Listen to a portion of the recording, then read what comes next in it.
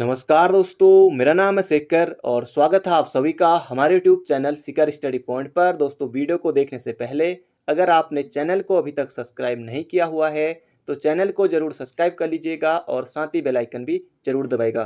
दोस्तों, इसमें हम हर रोज़ की तरह ही 30 महत्वपूर्ण प्रश्न देखने वाले हैं और इसमें से सबसे ज़्यादा आपको प्रश्न देखने को मिलेंगे वो रहेंगे उत्तराखंड के, और बाकी जो 15 प्रश्न रहेंगे वो रहेंगे जीके और हिंदी के। तो 30 रहेंगे, 15 उत्तराखंड और 15 इस तरह के। तो दोस्तों, आज जो आपका प्रश्न है, आज आपको बताना है टिहरी रियासत में हुए बंदोबस्त के बारे में। अब दोस्तों, जो भी मैं आपसे हर रोज़ प्रश्न पूछता हूँ वो आपको खुद ही लगता होगा कि महत्वपूर्ण है, एग्जाम आने की संभावना है। टिहरी रियासत में बंदोबस्त, पहला बंदोबस्त। टिहरी रियासत में कुल 5 बंदोबस्त हुए थे और बाकी अगर आप पाँचों बताएंगे तो बहुत अच्छी बात है। और बाकी टिहरी रियासत का पहला बंदोबस्त कब हुआ था ये आपको बताना है। बाकी जो बाकी पाँचों बंदोबस्त के बारे में भी अगर आप बताना चाहेंगे तो ज़रूर बताएगा। बाकी सभी के लिए है कि पहला बंदोबस्त आपको बताना है। अगर आप बताना चाहें तो पाँचों 5 बंदोबस्त के बारे में आप बताएगा जो टिहरी रियासत में हुए थे। अब बात कर लेते हैं जो कल का प्रश्न था उसकी। तो अब बात कर लेते हैं दोस्तों, जो कल का प्रश्न था 2002 रुड़की, वो राष्ट्रीय जल विज्ञान संस्थान है, वो है रुड़की में और उसकी स्थापना हुई थी 1978 में। और जो उत्तराखंड में जल संस्थान है उसकी स्थापना 26 अगस्त 2002 देहरादून में। तो वो आपको बिल्कुल याद रखना है, 2002 में, 26 अगस्त 2002 देहरादून में। और इन्होंने यहाँ पर 6 अगस्त बताया, 1 अप्रैल। तो 26 अगस्त 2002 देहरादून में है। 26 अगस्त अमन राव जी ने उत्तराखंड जल संस्थान, 6 अगस्त 2002 देहरादून में। तो यहाँ पर 26 अगस्त 2002 तो सही है, देहरादून सही है, पर 6 अगस्त और 26 अगस्त। अब दोस्तों, जो मैंने पढ़ा है वो 26 अगस्त पढ़ा है, बाकी 6 अगस्त है देहरादून में ही, 2002 में ही। और ये आपको बिल्कुल याद रखना है। तो देहरादून में है और 2002 में हुई थी स्थापना उत्तराखंड जल संस्थान की। एग्जाम में पूछा गया था 2002, ये सन ऑप्शन में आया हुआ था। तो शुरुआत होगी हिंदी से और हिंदी का पहला प्रश्न यहाँ पर है। जब एक अधिकारी दूसरे अधिकारी को व्यक्तिगत नाम से पत्र लिखता है उसे क्या कहते हैं? महत्वपूर्ण प्रश्न है। शासकीय पत्र या फिर अर्धशासकीय पत्र या कार्यालय ज्ञापन या फिर टिप्पणी।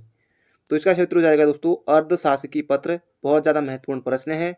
जब एक अधिकारी दूसरे अधिकारी को व्यक्तिगत नाम से पत्र लिखता है उसे अर्धशासकीय पत्र कहते हैं। अगला प्रश्न है, उपाय वही सही होता है जिसका लोहा विरोधी भी माने। इसके लिए सही लोकोक्ति यहाँ पर बताना है। आधा तीतर आधा बटेर, चमत्कार को नमस्कार, जादू वही जो सिर चढ़कर बोले। तो मजा इसमें ही आया, जादू वही जो सर चढ़कर बोले। उपाय वही सही होता है जिसका लोहा विरोधी भी माने। तो ऑप्शन नंबर सी। अगला प्रश्न है, अलंकार से प्रश्न है और अलंकार भी है सिलेबस में। तो ले चला साथ में तुझे कनक, ज्यों भिक्षुक लेकर स्वर्ण झनक। मैं अलंकार यहाँ पर बताना है। कौन सा अलंकार होगा? उत्प्रेक्षा, उपमा, रूपक या फिर सलेस। तो इसका क्षेत्र हो जाएगा दोस्तों हमारा उत्प्रेक्षा। तो उत्प्रेक्षा अलंकार होगा इसमें। इसमें जैसे जानो, मानो, ज्यों, ये आ गया ज्यों, इस तरह का जो शब्द है, तो ये जो वाचक शब्द हैं ये उत्प्रेक्षा में आपको बिल्कुल याद रखना है। अगला प्रश्न है, जिस वाक्य में इसलिए आपको बीच में देखने को मिले और, क्योंकि, लेकिन, परंतु आदि समुच्चयबोधक शब्द जुड़ते हैं तो वहाँ पर होता है सरल वाक्य, बिल्कुल नहीं। ये होता है विधान, ये इसका तो हो जाएगा मिश्र वाक्य, नहीं संयुक्त वाक्य, सॉरी। मिश्र वाक्य में की, इस तरह के जो शब्द होते हैं ये हो जाएगा हमारा संयुक्त वाक्य। बीच में यहाँ पर और आपको देखने को मिलेगा, इसलिए, क्योंकि, ये हो जाएगा हमारा संयुक्त वाक्य। तो ऑप्शन नंबर ए। अगला प्रश्न है, किस शब्द में विसर्ग संधि है? अब आपको पहचानना है विसर्ग संधि। बाकी इन सभी में कौन कौन सी संधि है उसके बारे में हम बात करेंगे। विसर्ग संधि मतैक की दोस्तों यहाँ पर 2 मात्राएं दिख रही हैं, ये तो ये हो जाएगी वृद्धि संधि, सीधे सीधे। ये भी वृद्धि संधि, ये भी महौषधि वृद्धि संधि। ये टफ क्वेश्चन है, विष्णु में कौन सी संधि होगी? तो ये आपको बताना है कौन सी संधि होगी दोस्तों। इसमें इसमें हो जाएगी हमारी अयादि संधि, इसमें अयादि संधि। और बाकी बचा ऑप्शन नंबर सी, त्रोस छाया, इसमें हो जाएगी हमारी विसर्ग संधि। तो ऑप्शन नंबर सी हो जाएगा इसका बिल्कुल सही उत्तर।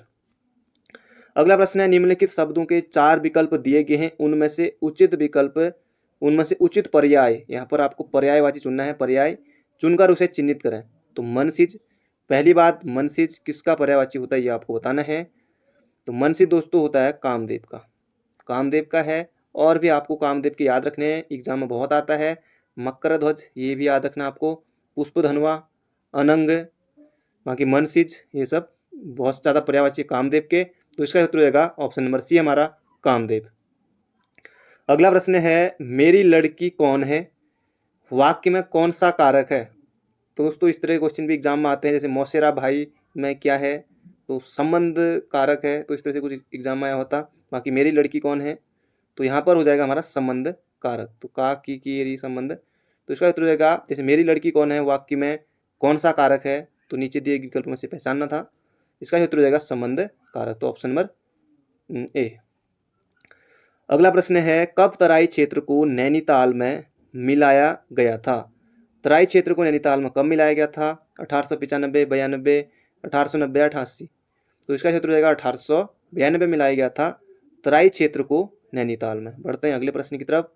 दोस्तों अगर आपने इससे पहले जो दिन में हमारी 2 बजे सीरीज आती है, अगर आपने उसे नहीं देखा है तो आप लिस्ट में आकर जरूर देख लीजिएगा। जो सबसे पहले वाली प्लेलिस्ट में उसमें आपको मिलेंगे, बाकी अपलोडेड वीडियो में आपको आसानी से वो मिल जाएगा। और उसमें 100 से ज़्यादा प्रश्न रहते हैं, तो उसे आप जरूर देखिएगा। और जो ये हमारे हर रोज़ शाम को सीरीज आती है, इसमें थोड़ा टफ क्वेश्चन रहते हैं और उसमें टफ भी रहते हैं, आसान भी रहते हैं, और बाकी आप जरूर देखिएगा। अगला प्रश्न है, मास्टर जी म्यूजियम, जिसे ट्राइबल हेरिटेज म्यूजियम भी कहा जाता है, की स्थापना किसने की। अब बाकी हुकुम सिंह पांगती थापा, हरि सिंह थापा और सुरेंद्र सिंह पांगती या सविता मृत्युलिया। तो इसका उत्तर हो जाएगा सुरेंद्र सिंह पांगती। तो मास्टर जी म्यूजियम ये आपको बिल्कुल याद रखना है। और सुरेंद्र सिंह पांगती की बुक भी है, बहुत सारी बुक भी लिखी हुई है उन्होंने। तो उत्तराखंड कितना सच और कितना छल, ये इनकी बुक है। अगला है, काली नदी पर स्थित गरबा तवा घाट परियोजना कितने मेगावाट क्षमता है। तो ये आपको यहाँ पर बताना है, और इसका सही उत्तर हो जाएगा 630 मेगावाट। काली नदी पर है तो पिथौरागढ़ में ही होगी। गरबा तवा घाट पिथौरागढ़ में है, तो 630 ये मेगावाट की है। अगला प्रश्न है, राष्ट्रीय पादप एवं जैविक अनुसंधान ब्यूरो कहाँ स्थित है। तो महत्वपूर्ण प्रश्न है, राष्ट्रीय पादप एवं जैविक अनुसंधान ब्यूरो कहाँ स्थित है। तो इसका सही उत्तर हो जाएगा दोस्तों निकलाट नैनीताल में। बाकी परीक्षावाणी में आसानी से मिल जाएगा, बाकी और बुकों में भी है। भीमताल में भी बहुत सारी चीज़ें हैं, और भीमताल में जो पिछली बार प्रश्न बना था, राष्ट्रीय शीत जल मत्स्यिकी अनुसंधान केंद्र, जो कि एक भीमताल में है। बाकी पटुआ डांगर में वैक्सीन कारखाना पटुआ डांगर में है, ये भी नैनीताल में ही है। बाकी भवाली में भी आपको बहुत चीज़ें देखने को मिलेंगी, और ये भी आपको बिल्कुल याद रखना है। तो बढ़ते हैं अगले प्रश्न की तरफ, जैसे भवाली में टीबी सेनेटर में, बाकी बहुत सारी चीज़ें हैं। इसका उत्तर हो जाएगा हमारा निगलाट, ऑप्शन नंबर ए। अगला प्रश्न है, तीलू रौतेली है, यहाँ पर थोड़ा दिखाई नहीं दे रहा। तीलू रौतेली एवं गढ़वाल के गढ़ों का इतिहास किसकी रचनाएं हैं। तीलू रौतेली एवं गढ़वाल के गढ़ों का इतिहास किसकी रचनाएं, ये आपको बताना है। पातीराम, जोत सिंह नेगी, रणवीर सिंह बिष्ट या फिर रणवीर सिंह चौहान। तो पातीराम की दोस्तों गढ़वाल एनिसेंट एंड मॉडर्न बहुत ज़्यादा एग्जाम में आती है। और तीलू रौतेली एवं गढ़वाल के गढ़ों का इतिहास, तो इसका सही उत्तर हो जाएगा रणवीर सिंह चौहान। तो रणवीर सिंह चौहान है, आपको बिल्कुल याद रखना है। अगला प्रश्न है, श्रीदेव सुमन ने अपना पहला आमरण अनशन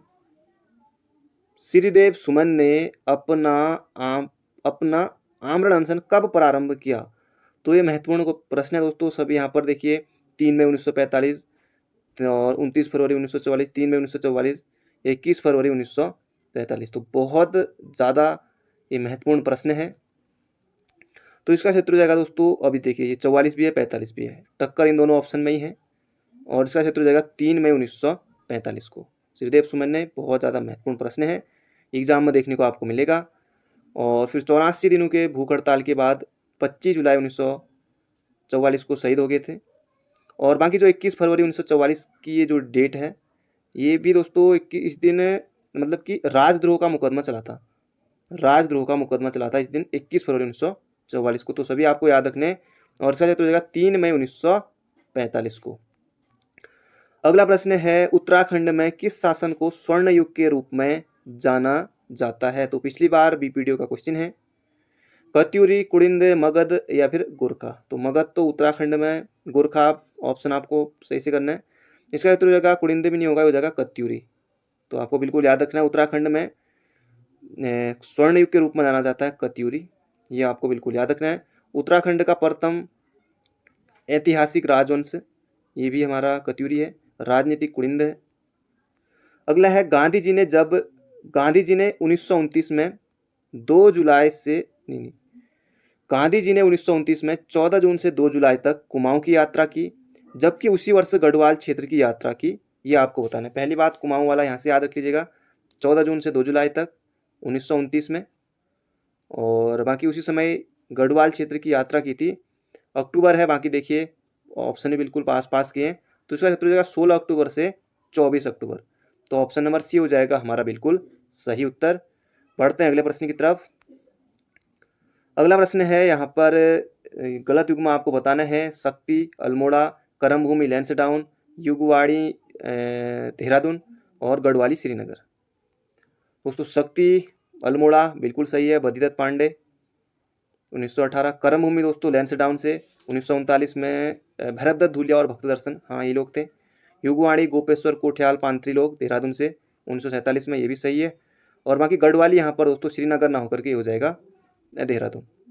तो महत्वपूर्ण प्रश्न है दोस्तों, एक साथ आपको 4 क्वेश्चन यहाँ पर देखने को मिले, और बाकी किस किसने निकाला वो भी मैंने आपको बता ही दिया है। गढ़वाली 1905 में निकला था, और इसमें जैसे गिरिजादत्त नैथानी थे, और इसके अलावा तारादत्त गरवाला और विशंबर दत्त चंदोला, गढ़वाल पत्रकारिता का भीष्म पितामह कहा जाता है उनको, वो भी थे। अगला है निम्नलिखित नदी युगों में से कौन सुमेलित नहीं है, मतलब इनकी सहायक नदियां इनमें से कौन सुमेलित नहीं है, ये जोड़ा आपको बताना है। काली गोरी गंगा, सरयू पनार, भागीरथी जाड़ गंगा, विष्णु गंगा धौली पूर्व। तो यहाँ पर पूर्व ने गेम बिगाड़ दिया है, ये होना चाहिए था पश्चिमी, बाकी ये भी हमारा हो जाता सही। बाकी काली गोरी गंगा सही है, भागीरथी जाड़ गंगा बिल्कुल सही है, सरयू पनार ये भी सही है, विष्णु गंगा धौली गंगा पश्चिमी ये भी सही हो गया, बाकी पूर्व है, तो ये हो जाएगा ऑप्शन नंबर सी। अगला प्रश्न है दोस्तों, अभी उत्तराखंड के क्वेश्चन और आएंगे, और उससे पहले अगर आपने वीडियो को लाइक नहीं किया तो लाइक जरूर से कर दीजिए, चैनल पर नए हो तो चैनल को सब्सक्राइब भी जरूर कर लीजिएगा।